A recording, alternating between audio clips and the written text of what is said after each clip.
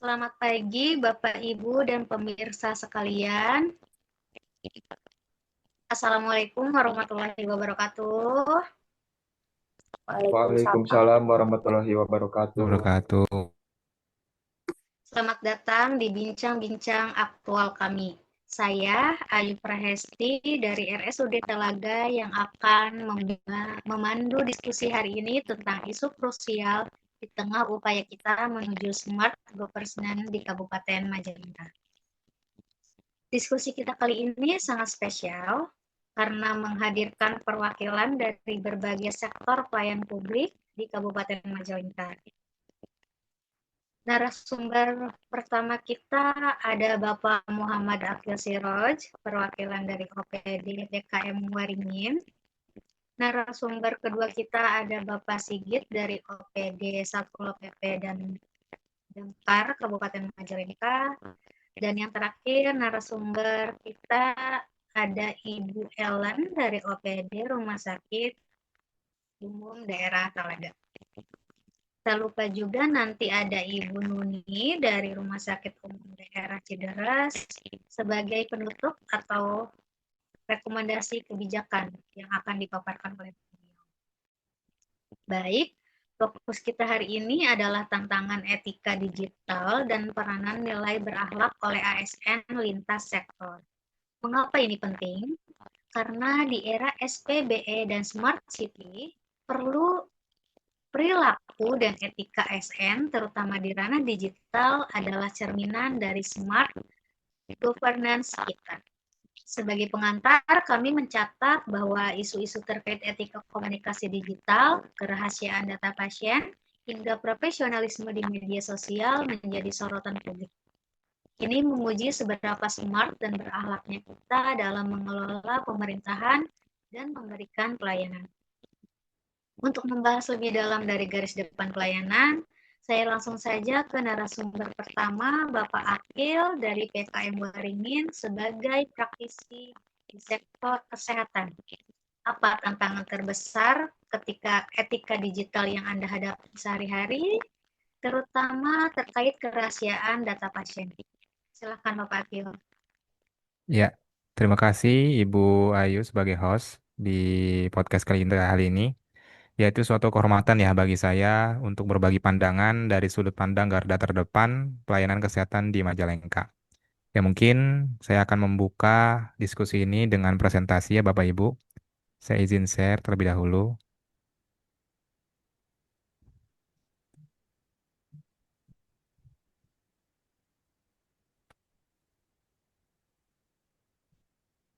Ya, apakah sudah terlihat Bapak Ibu? Sudah Sudah, Pak Pak. Akil. Oke, terima kasih. Ya, kali ini kita akan membahas tentang praktisi layanan kesehatan ya Bapak Ibu, yang dimana fokusnya itu adalah untuk etika digital dan hospitalitas di puskesmas dan juga RSUD, yang dimana ini untuk kerahasiaan data pasien ya Bapak Ibu. Ya, perkenalkan nama saya Muhammad Akil Siroj, saya dari UPTD Puskesmas Waringin. Ya, yang pertama di lingkungan RSUD ataupun di puskesmas, kita dituntut itu memberikan layanan ya Bapak Ibu yang bukan hanya cepat, tapi juga ramah atau dengan istilah hospitality sesuai dengan nilai akhlak kita yaitu berakhlak ya Bapak Ibu. Namun di era digital tantangannya berlipat ganda terutama dalam komunikasi. Contoh kasus.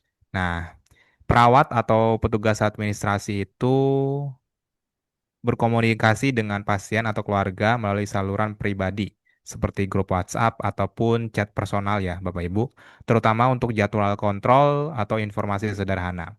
Hal ini tanpa disadari ya mengikis batas profesionalisme dan juga menimbulkan salah tafsir ya Bapak Ibu atau harapan yang tidak realistis dari masyarakat.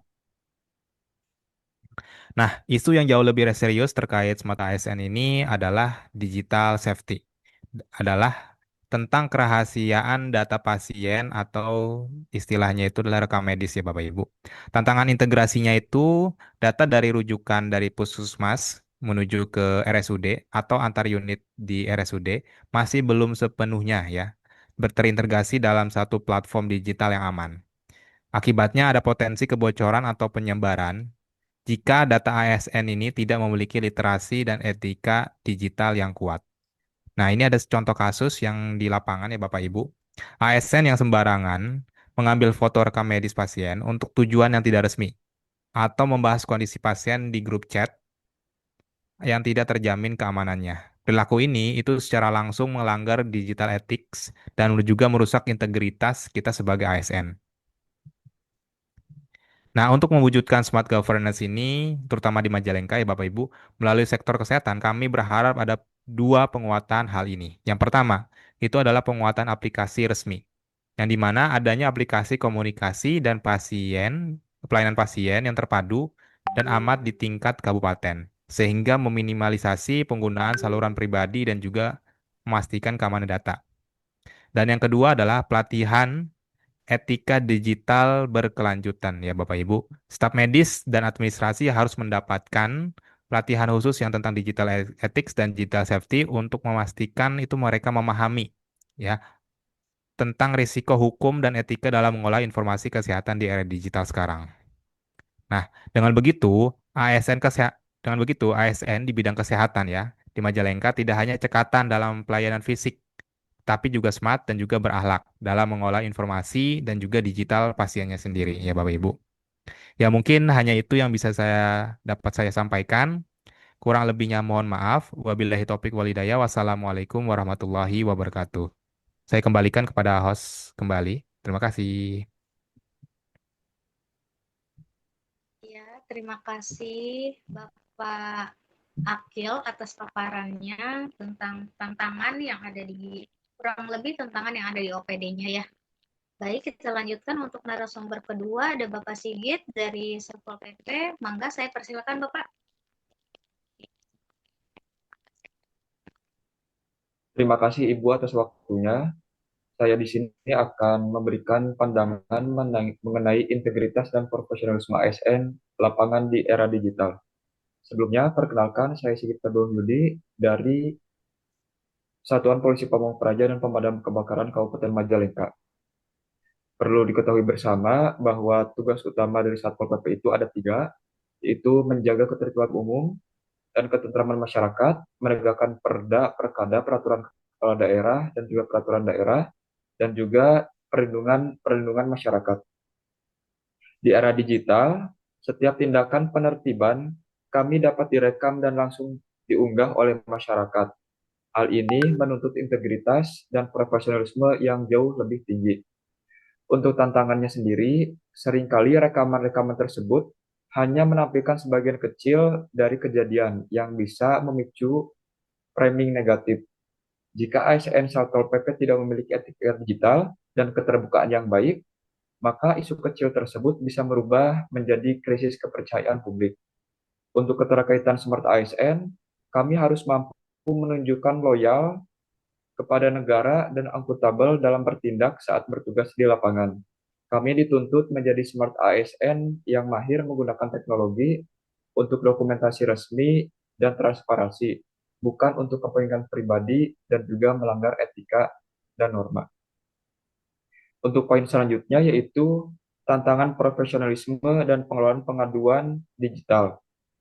Aspek lain adalah pengelolaan komunikasi dan pengaduan publik. Masyarakat Majalengka sekarang cenderung melaporkan ketidaknyamanan atau pelanggaran perda melalui media sosial atau pesan instan bukan selalu resmi. Sebenarnya bukan tidak boleh langsung melalui nomor pribadi anggota masing-masing, tapi dari kantor sudah disediakan nomor WA dan juga medsos official yang memang disediakan untuk adanya laporan atau aduan dari masyarakat sendiri. Ini agar supaya tidak menghambat proses evaluasi dan pengambilan keputusan yang smart governance. Untuk selanjutnya, yaitu adanya pentingnya digital skill yang diperlukan oleh setiap anggota yang bertugas di lapangan. Harapannya untuk smart ASN lapangan yaitu adanya standarisasi TIK penugasan, yang dalam hal ini implementasi penggunaan body camera atau dashboard pelaporan mobile resmi saat bertugas untuk memastikan dokumentasi yang objektif dan juga akuntabel. dan juga edukasi etika komunikasi krisis, yaitu pelatihan khusus bagi ASN lapangan tentang cara berkomunikasi secara profesional dan etis di bawah tekanan publik, baik secara verbal maupun media digital. Dengan penguatan ini, kami dari Satpol PP dapat menjadi contoh ASN yang smart dalam menegakkan peraturan dan berakhlak dalam integrasi publik. Demikian perspektif dari Satpol PP Kabupaten Majalengka. Saya kembalikan kepada Ibu host. Terima kasih. Iya, terima kasih banyak Bapak Sigit atas paparannya. Baik, kita lanjut saja ke narasumber ketiga kita, Ibu Ellen dari RSUD Talaga. Saya persilahkan Ibu. Baik, terima kasih kepada Bu Ayu. Izinkan saya untuk memaparkan tentang analisis manajemen ASN, khususnya di OPD RSUD Talaga. Perkenalkan, nama saya Ellen Anggia Valantika, Angkatan 8, Kelompok 3, NDH 12. Di sini saya akan membahas tentang analisis manajemen ASN, kompetensi smart ASN, dan sistem merit. Analisis kesenjangan dalam manajemen ASN. Isu etika digital ini adalah gejala dari adanya kesenjangan dalam pengelolaan SDM.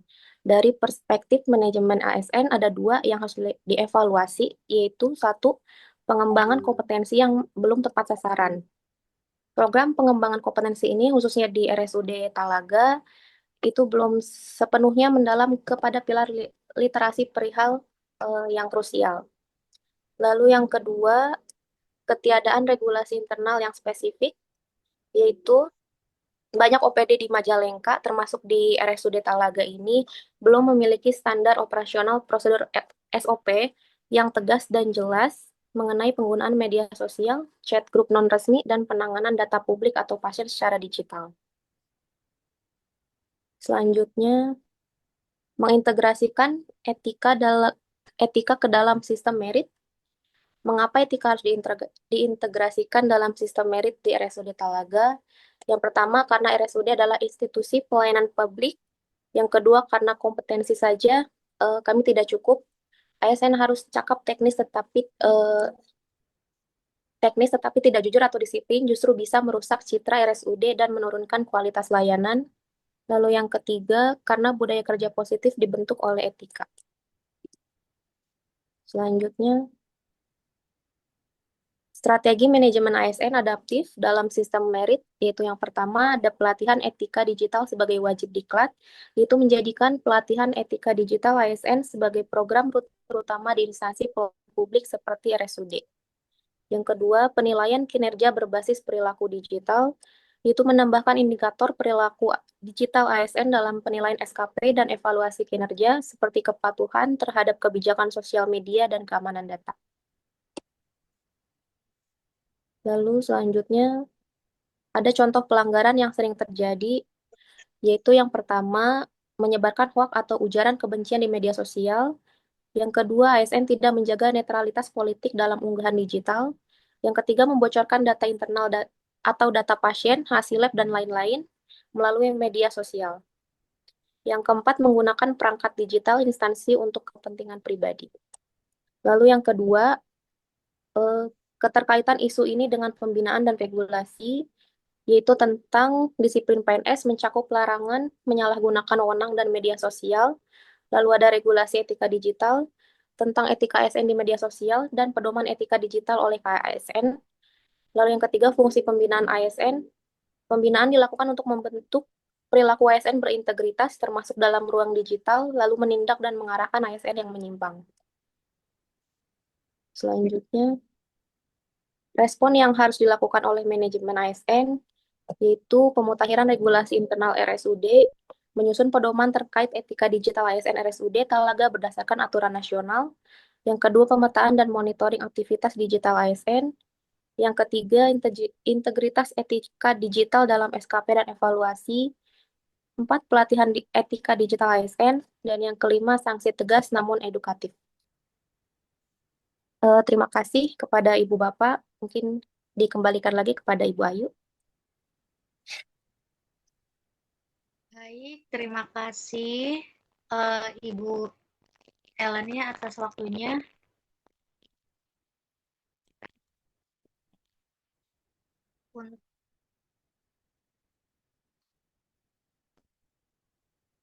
Oke, kita stop dulu sebentar. Ya, stop dulu aja, Jet.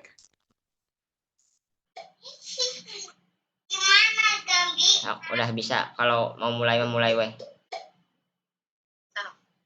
Ya, baiklah. Ini bagian terakhir.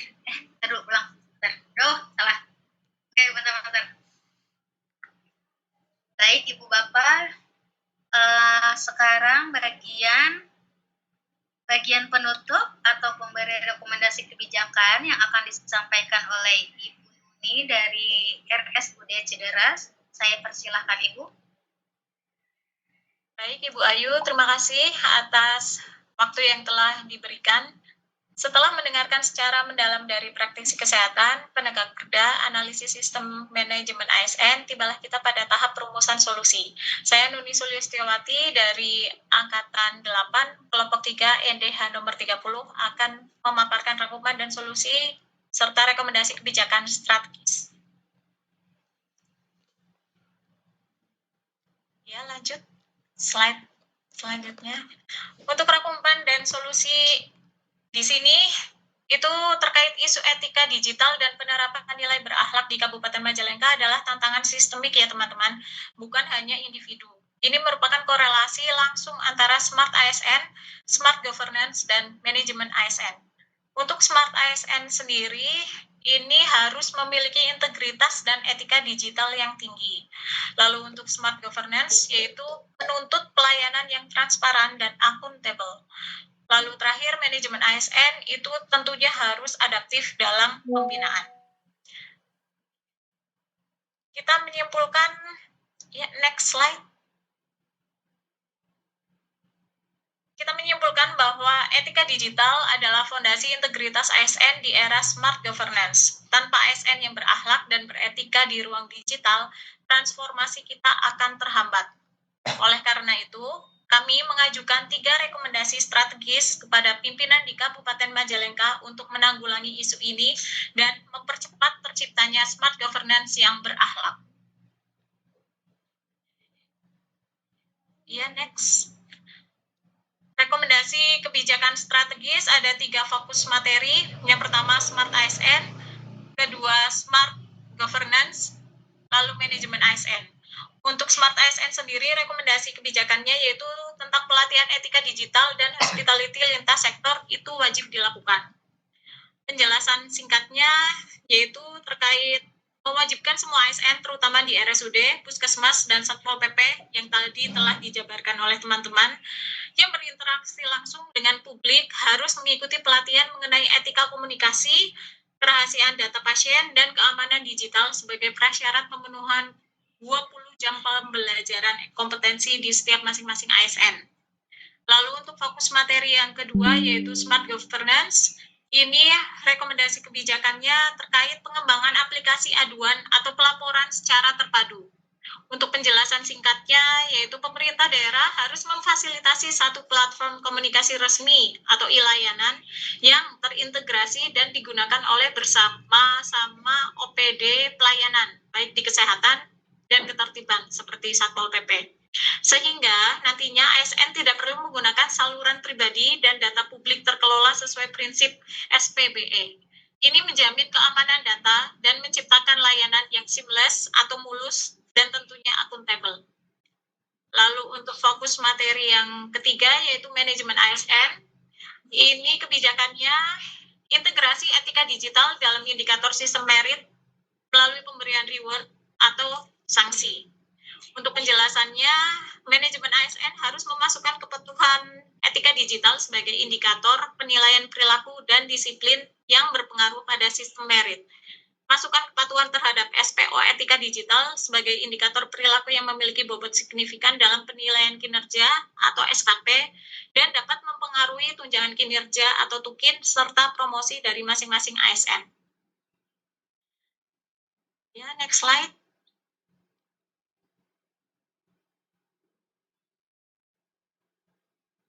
Selanjutnya, untuk penutup, dengan mengimplementasikan 3 rekomendasi rekomendasi yang tadi telah saya jabarkan, kami yakin ASN di Kabupaten Majalengka tidak hanya akan menjadi ASN yang melek teknologi, tetapi juga ASN yang smart, berakhlak, dan berintegritas tinggi dalam mendukung visi smart governance daerah.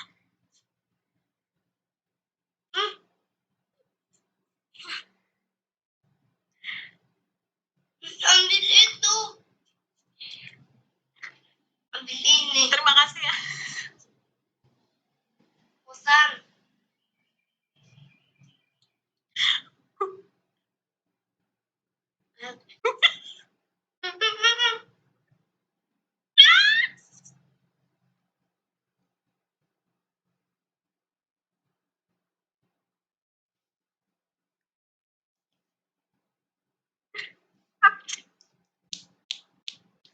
Astagfirullahaladzim. Terima kasih atas perhatiannya. Saya kembalikan kepada moderator, Ibu Ayu.